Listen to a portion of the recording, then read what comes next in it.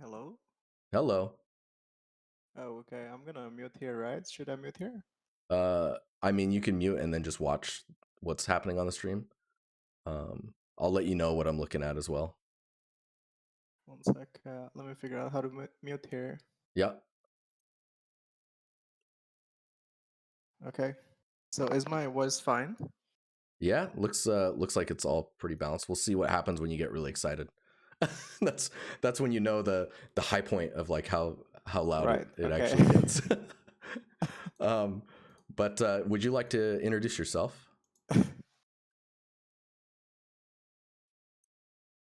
Yeah, sure. Yeah. So, Cool. you can call me Droppy Hop. It's just a random name that I came up with while playing Counter Strike 1.6. Oh, really? So okay. So when did you get I've into been 3D? working in the industry for 3.5 years. Oh, wait. Can you hear me right now? I got in 3.5 years. It's like laggy slightly. Wait, are you listening to me through the stream or through Discord? We're waiting for it. Wait, I should mute the stream, I think. Yeah, hello. I think Hello. this is.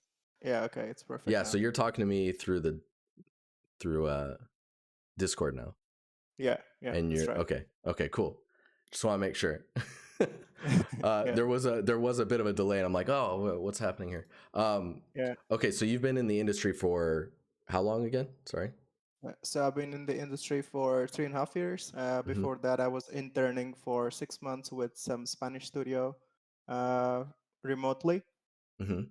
But yeah, like the real 3D industry work is for 3.5 years. I worked with 2K Czech for all those years. And worked on NBA, Borderlands, and there's an NDA project which I worked the longest, and I was part of the core team. Took care of level designing, level grip boxing, and outsourcing, and a bunch of stuff. It was a small team since it was a core team, so yeah, it was nice experience. I right now I left the studio. I am doing some freelance stuff, and I'm hoping the next gig will start soon. I actually have to share something. I was recently giving tons of art tests. I think I Mhm. gave 8 or 6 art tests, and I passed all of the interviews. But at the end, the interviewers were like, "We can't get you because of Corona." Oh my gosh, So really? yeah, and they were all the studios that I was really interested to get into, so it was hardcore. I was disheartened for two Holy 3 years. crap, man. Yeah, it was hardcore. Dude, are you staying in contact with those people because I mean if they've approved. Yeah, I mean, the thing is that I'll tell you, like, I know all the games that, like, all the NDA games that are happening in Europe. I just Yeah. imagine the scale of it. Like, I gave so many interviews, and I just know what's happening in London, what's happening in Europe, in every studio. Yeah. Well, don't start threatening studios. They might have to hire you. Oh my No. gosh, that's But dude. yeah, yeah, it was hardcore at first, but I took it as a positive thing. I just took it as a positive thing. Like, I know what's happening with those studios, and I can aim for them better right now. So yeah, Yeah, I mean that's one really positive way to look at it for sure. That's impressive yeah, that you can look at it like that too, because that would I would feel bad. But at the yeah, same time, man. it's like they can't they still like you. So it's just Yeah, it was, imagine, like, you pass a art test, and then there are, like, most of the studios had 3 interviews. So the mhm. first one is with the HR, the next one is with the art director, art lead, or whatever, and the last ones are mostly with the logistics, right? And since I'm from Asia, I'm currently living in Europe, but since I'm from Asia, they were just like, it's just gonna be tricky right now with the COVID situation, so we won't be able to get you over right now, but we are open for it in the future. Yeah, Holy cow. yeah, Dude. I bet you can yeah. get into Sweden. If I'll stay an year more in Czech Republic, which I'm Yeah. hoping for, I think I'll have like the permanent residency from Czech Republic, and it's gonna be fine and easier from next time. Yeah, I mean that's a really good point. I totally Yeah. forgot that actually is a blocker. Um, but let's dig into your portfolio, dude. That is freaking crazy, man. Yep. Wow. Okay. Yeah, I just um, wanted to share that because yeah. I think not a lot of people think about it. So I just wanted to people to know about it also that this kind of stuff also happens. Right. Yep.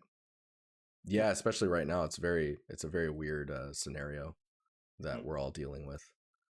At least when it comes to work, there's a whole other aspect of it that's all types of messed up. But we will Yep. focus on your portfolio. Yeah. Sure. um, Let's. so you've got three materials in here. You've got Borderland stuff, some lighting, and then it looks like some props and a scene or two. Um, and you're saying you've been in the industry for a while now, Mm-hmm. and I'm kind of curious. Like, is that the Borderland stuff? Is that from? Yeah, that's from 2K. Right. Yeah. Nice. So that was just you guys were working on basically remastering the. Mm-hmm. I'm curious. Like, what does that mean when you remaster something?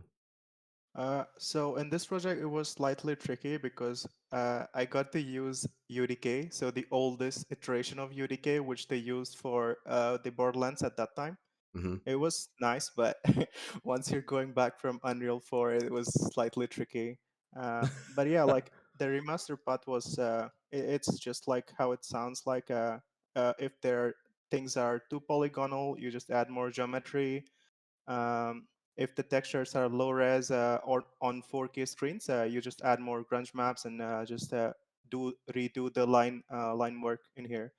Oh For wow. example, yeah, for example, in this area which you have right now, Hmm. I worked mostly on the ice texture, Okay. and the ice texture, I think if I remember right, it was like 512 resolution, and I had to upres it to 4K. And it was super tricky. I don't want to talk much about how things were, but I just had to grab the normal map, then convert it to height map, and make it take it to ZBrush and rebake all the textures and redo all textures most of the time. Yeah, Holy cow. yeah, Dude, that's crazy. I mean, I figured I don't want to go too deep into it, but I think it's interesting to find out more about how stuff is remastered or upresed yeah, or yeah, when yeah. games get redone. Hmm. So that's cool. And you, man, you really went to town on a bunch of this stuff. It looks like. Yeah, it was nice. It was tricky at start, but I quickly got hang of it. But Yeah, and then it was nice. yeah. You get used to this the style, right? And then it just Yeah, becomes a flow that you get into. yeah. Yeah, They this they foliage have is a really decent. interesting. Yeah, it was. I have some stories, but I'm not sure if I can share them right now. Oh, don't worry about it. It's fine. Yeah. But no, this is really cool.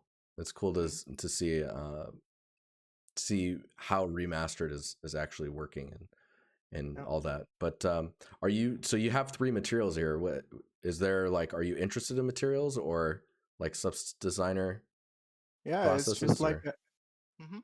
yeah, it's like I like designer. I just like how you can control every pixel on it. So it's just like a side time activity. And I was also doing some materials for the NDA project with the studio. So Mm, at the same time, so it's just like learning designer and trying to push yourself with the materials. yeah. No, this is awesome. Yeah, Oh man, you used a. Oh man, you're doing such a cool way of working with like hybrid 3D models and tile yeah, yeah. sampling and yeah. Yeah, because I found that I like when people do substance designer with everything done in designer, but production wise, it's just too time consuming. If you can just yeah, if you Yeah. can just change it and make it slightly faster, it's efficient and it always helps in production.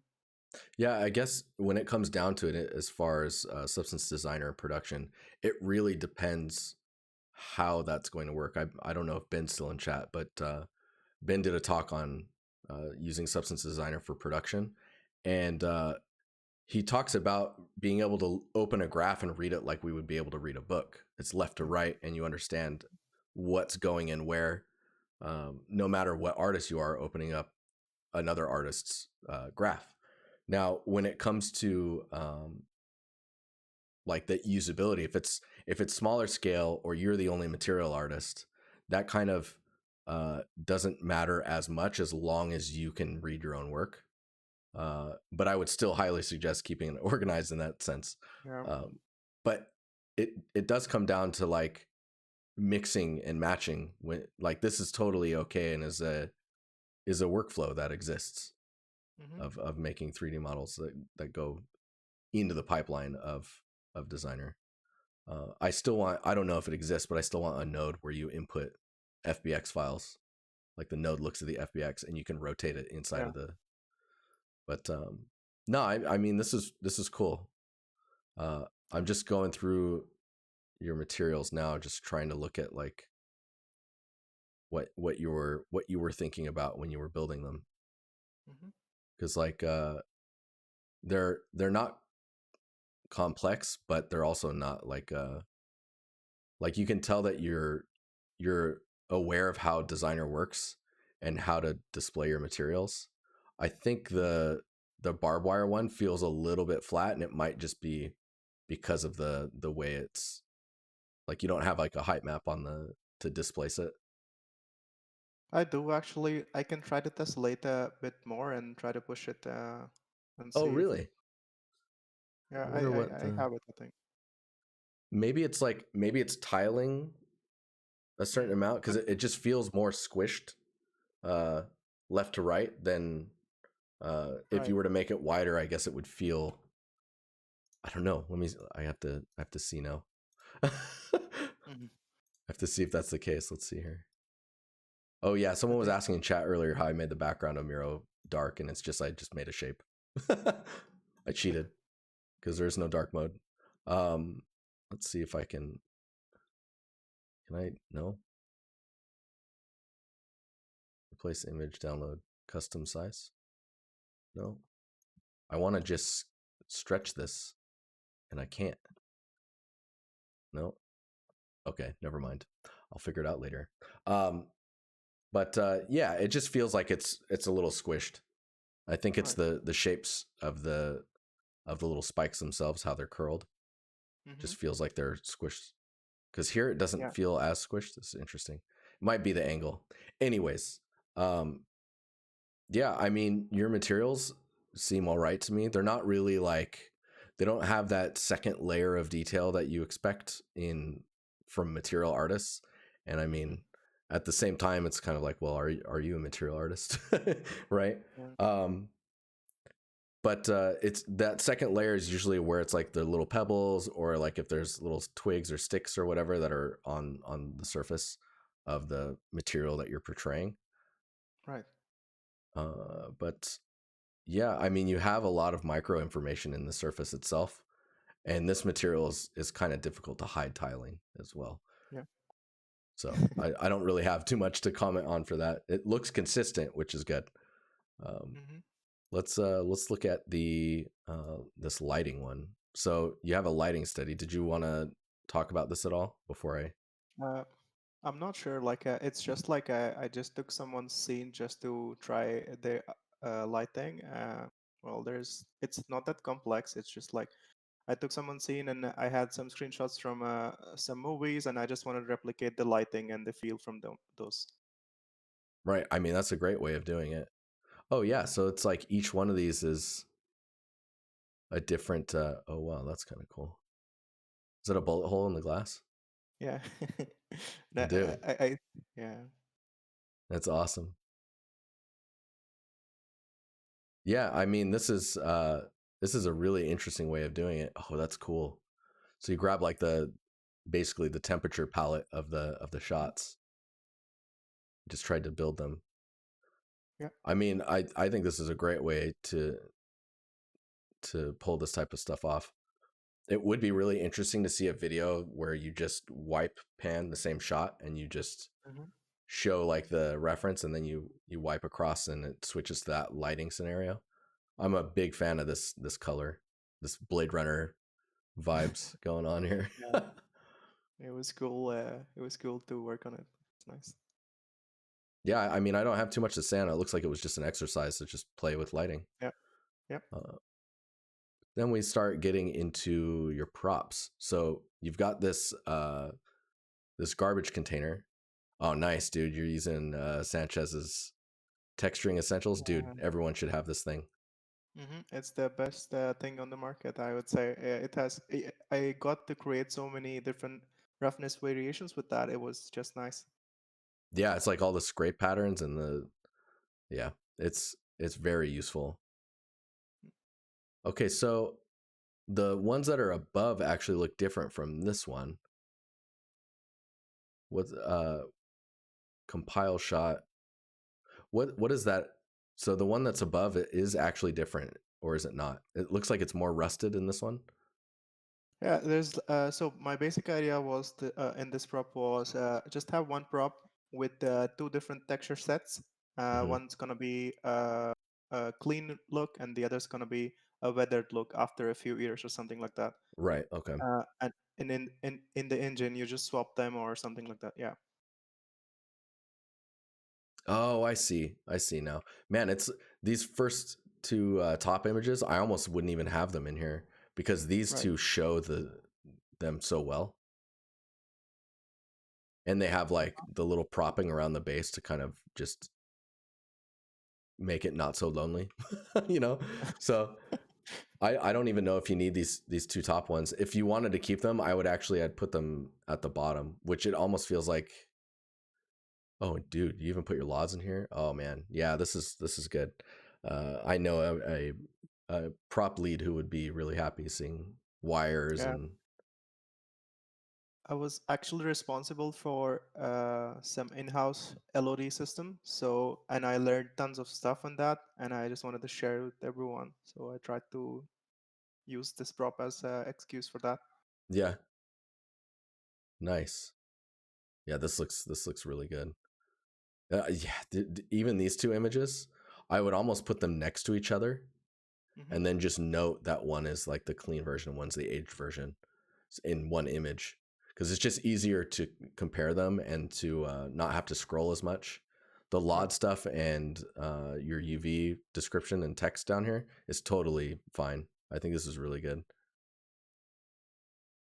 But yeah, no, that's cool. It looks really nice as well. Thanks. I mean, this there's a pattern on the side here. I don't understand the directionality of it. That was actually from the reference. I got to Really? know that. Yeah, yeah. I was also surprised, like they actually have it. But then I saw some videos about those garbage containers. This Hmm. container specifically is from Czech Republic, and I was running around like taking pictures of trash cans. So, and Classic. some yeah, and some people were staring at me in the park. Like, who is this guy taking pictures of trash can? I mean, you're not a game developer or a game artist until people are staring at you for taking pictures of something. Yeah. Yeah, so like I got to know that the scratch is coming from when they're lifting the container to empty it with the truck or something. So yeah, yeah, Oh, so it's actually from like the machine grabbing it. yeah, yeah. Okay, so it's more of a wear because it feels like, I guess the shape language of it makes it feel like not a scratch but dripping, like a Hmm. dripping pattern. Like if it was tipped over, it would make more sense to me. Right.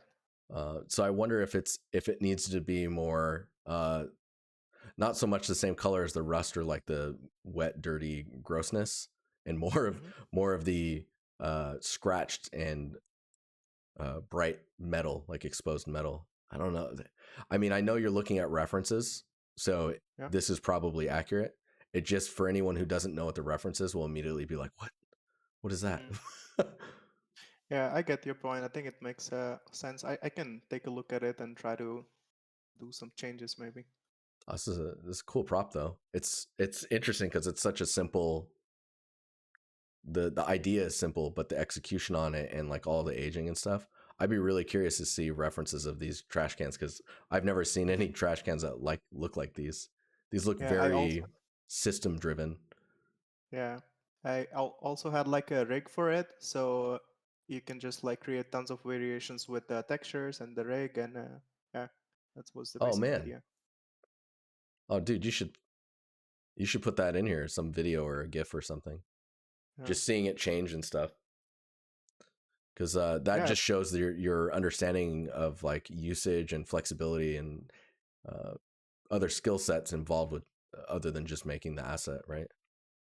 hmm So this prop is crazy to me. I mean, I feel like it's not so much hey, this is going to be in a game because it looks really high res, but more of a check out my flex and materials.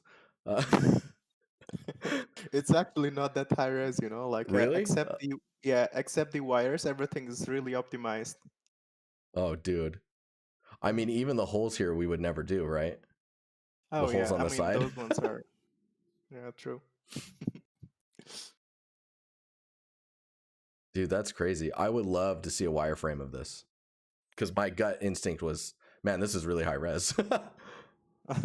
I use what is it called, like Korean bevels for this, for most of the Really? shapes. Yeah. Uh, Okay, so I have a question for you about Korean bevels. Um, do you know why they're called that? Because I've heard a few reasons.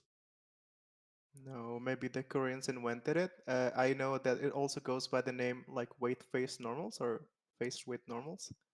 Yeah, that's And I usually in the vertices themselves.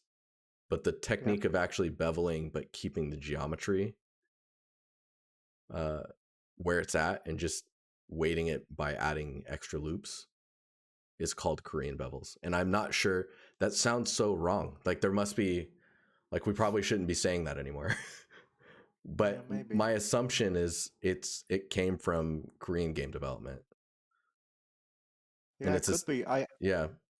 I actually like started to say Korean bevels because of the dynasty fam. Like everyone was everyone No, we're perpetuating this. Oh my god. because when I saw it, actually I saw it in a conference the game dev conference from the Euro Truck Simulator guys, and I know Yeah, that they're not using normal maps for their vehicles. They're using Korean bevels, like weight face normals for, interesting. yeah. Yeah, the first time I saw face weighted normals was Alien Isolation. They were Oh, using it immensely. that's an old game. Yeah. But we digress. I mean, this asset looks really cool, Thanks. and it's a really cool exercise where it comes in and you're just like, okay, this is metal and this is plastic and this is like a type of rubber or this is like a weave or Yeah, uh, and this is wood. That these are wood frames, right? Because I think I had commented on yeah, them that they yeah. didn't look You like did. wood. Mhm. Yeah, uh, you did. uh, but the end outcome is really strong, and the highlights that are on there is really interesting. I think that it, having these color variations is really cool. Yeah, I wish there was a way to see them next to each other. What's up? there's a reason for that. Like if you could click on the Polygon link quickly, like without spending too much time, Yeah, on the right side, I the actual reference, it's quite bland, and it was just not sitting right with my personal taste. I want things to be explosive and interesting, so I just went crazy with the colors. I mean, I think it was a great choice because like, oh yeah, we get the wireframes in here. It was a great choice because it just makes it that much more interesting. Yeah, these are, man, this is awesome. Yeah, People should still go to Polycount, by the way. It's still a good site. People are still doing stuff there, and it's yeah, it's awesome, I think dude. it's just That's the old people. yeah. I mean, if you're getting feedback, you're getting feedback. You know what I mean? Like Yeah, there can be true. as many communities as you want, but you got to find a community that fits for you, and that you feel comfortable in, and that you get feedback that's valuable to you. It can be in all of them at once as well. Like you could be posting everywhere. But yeah, I wonder if I'm trying to figure out what you could say on this asset to push it further. But I mean, I think just adding some wireframes and really showing how optimized it actually is, considering what it Mm. looks like, it would be really good to show in here. Because especially if you're really proud of the fact that it's like actually quite optimized, considering you should show that off. Yeah, Let's see. I can try to add more screenshots of them. So this scene, the tavern, is actually pretty different from your other work, uh, and it also feels like it's not of the same quality as like the assets that you were working on. Is there a reason for that? Is this like outside of your comfort zone, or No, it's actually, I don't know if you remember 4 years ago when you did review on the old student portfolio, it's the scene from there. I have like 80 or 90 props in this one, and I didn't want all that thing to go waste. So I just reused the old scene, tried to yeah? relit it, tried to retexture it, and tried to do some changes to it. Oh, dude, crazy. Okay, well, I guess it's still coming across as there's something older about it, because like the Hmm. quality of your props is very different from this tavern. Um, I think I remember it now because of the shield patterns. Yeah. Are those the same in the old one too? Yep. They're Oh exactly man, the that's same. awesome. That's awesome. Uh, I mean, I think it really comes down to like getting the materials to. It's difficult with wood materials, but getting the contrast difference, whether it's through the roughness and the albedo, or just how the lighting interacts with the surfaces, which I guess is the roughness. I don't know what I'm talking about now.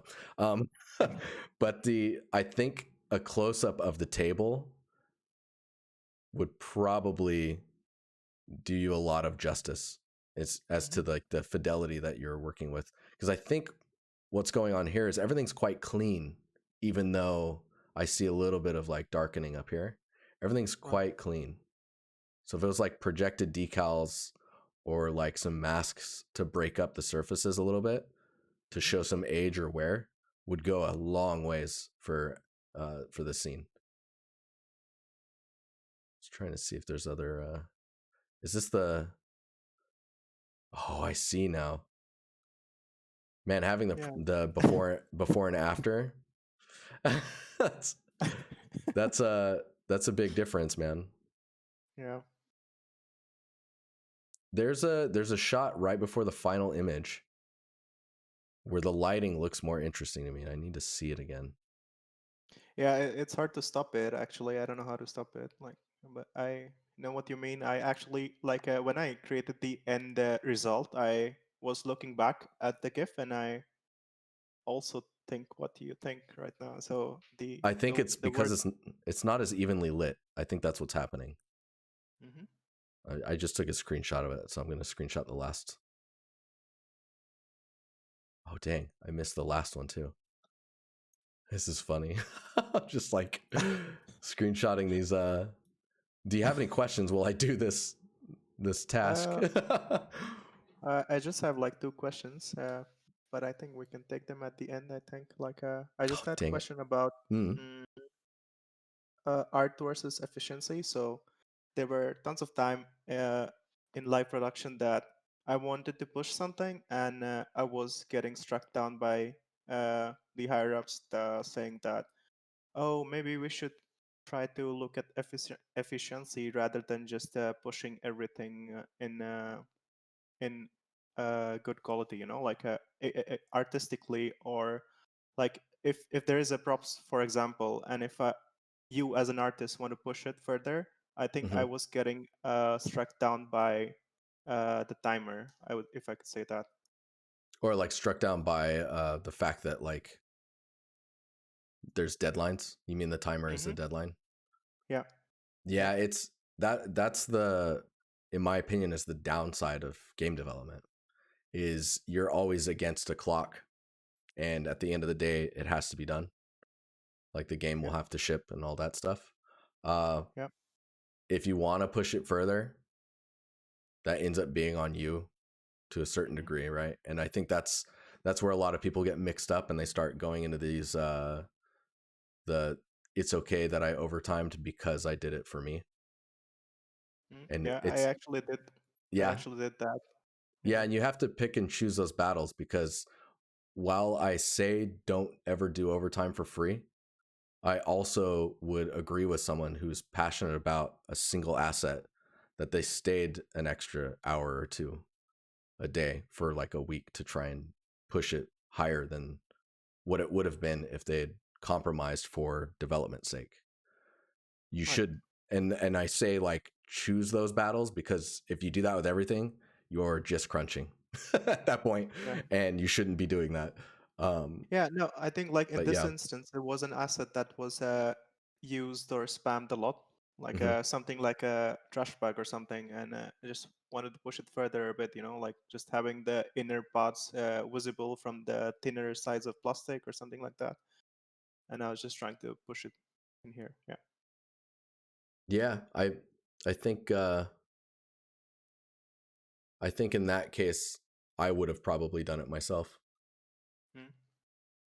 But yeah, Melankov in chat says also be careful not to give your producers unrealistic expectations of how much you can do in a week, right? Because the end result is people don't see how much you're working; they just see what's in the game. And so if they're like, "Oh man, this artist is really good. All the content this artist pushes out is really good," so they give you all of the really like heavy tasks, Yeah, and in that's order to maintain that quality, right, you have to you end up forcing yourself into that position. yeah. But yeah. So Melon's right about that. Uh, Mm. that's why I say it's be very particular about it. I would also clearly state that that you did that to everyone around you, primarily the people that are either leading you and or your producers. Yeah, I mean, it happened like I it did happen. So um, so okay, what was your other question? And then we can look my at these. my other question was just like maybe at the end quickly, if I would like to hear your thoughts on the old portfolio, I can link the old portfolio review in the chat with the timestamp, and maybe if you Oh could yeah, just screen no, grab it quickly, and if you could compare the old portfolio and the new one, and I will just like to hear some thoughts about it quickly, if sure. that's possible. Yeah, yeah. Just link it in our call, and then I'll just Okay. I think I grab linked it in these. the chat, but Oh, I'll did do you? it. Okay, I can get that. I can get to that. Or, oh man, dude, it's been a long time. The sixth portfolio review I ever did. Let's see here. Okay, so I've got your current one, and then you timestamped this one. Oh, it's not timestamped. Hang on here. It's not really. Uh, not the one you linked me directly, but I can jump Oh, to it pretty quickly. I can give you. It's like 7.46. Or six. Yeah, somewhere around that sort. You should see it. Should be fine. Oh man, dude, I look like a baby in this. Hashtag, but I Oh god, and my voice. I don't like listening to my. Oh man. Okay. Let's see if I can't. I mean, the Discord's in the way too. But dude, there's a Yeah. huge leap in quality already. Mm-hmm. Minus my face being in the way of some of the. That's okay. I mean, but, Yeah, man. I mean, yeah, these are two completely different portfolios. mhm. Let's see if I can. I mean, you were going quite stylized back then, Yeah. and you're like, what ended up happening because of that is you worked on Borderlands. I don't know how else to how else to explain it. But the scene that you redid, there's quite a mood to that thumbnail, at least by Mm-hmm. comparison of this one. This one feels a little bit more sterile, if that makes sense. Like this one feels more cozy. Right. Like you can almost hear the fire and the talking in this one, and then this one feels more empty. Mm-hmm. Does that? I don't know if that makes sense. So it's like cold. Yeah, it does. It does. It's like a atmosphere just by looking at something, right? Mm. Yeah, and I mean the quality of your assets has spiked quite a bit. I mean, we didn't even look at your gulag scene, but Let's see where we're at here.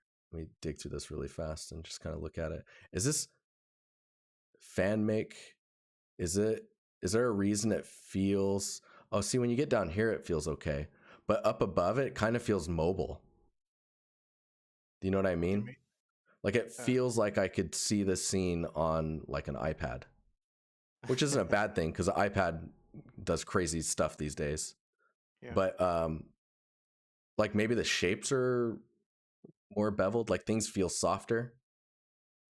Like the lighting's not so harsh. It's friendlier looking. I don't know.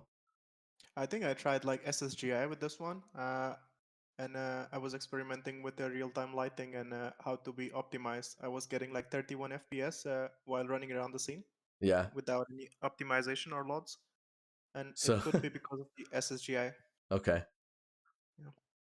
Yeah, because like this shot, when you're up above, is a very familiar angle to a lot of people, right? And when you Hmm. look at that angle, it seems fine. But yeah, there is something about the bevels are maybe like a little wider than I was expecting, Right.